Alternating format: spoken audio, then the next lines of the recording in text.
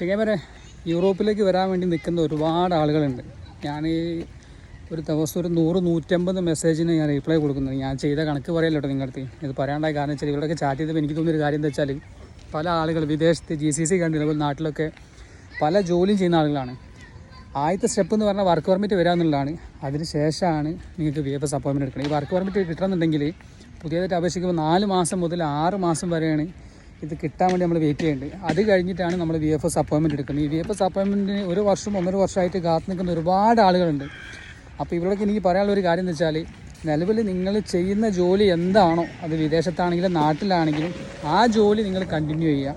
നിങ്ങൾക്ക് work permit വന്ന് VFSൻ്റെ appointment കിട്ടിയതിന് ശേഷം മാത്രം നിങ്ങൾ ജോലിയിൽ നിന്ന് റിസൈൻ ചെയ്യുക. അതല്ലെങ്കിൽ തൽക്കാലം ലീവ് എടുത്ത് പോരാ.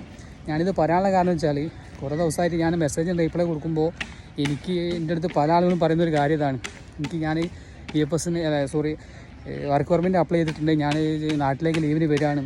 ഇതൊക്കെ കേട്ട് നിങ്ങൾ ചാടി പുറപ്പെടുമ്പോൾ ഒരുപാട് ആളുകൾ, നിലവിൽ ഞാൻ അറിയുന്ന പറയുന്ന ഒരുപാട് ആളുകൾ ജോലി ഒഴിവായിട്ട് അതുമില്ലാതെ ഇതുമില്ലാതെ നിൽക്കുന്ന ഒരുപാട് ആളുകളുണ്ട്.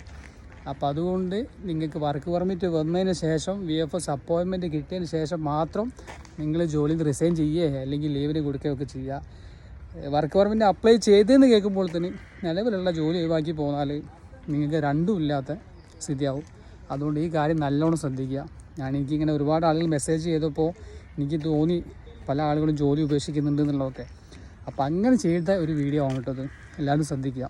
എല്ലാവർക്കും യൂറോപ്പിലേക്ക് കയറി വരാൻ പറ്റട്ടെ എന്ന് ഞാൻ ആത്മാർത്ഥമായിട്ട് പറയുന്നു.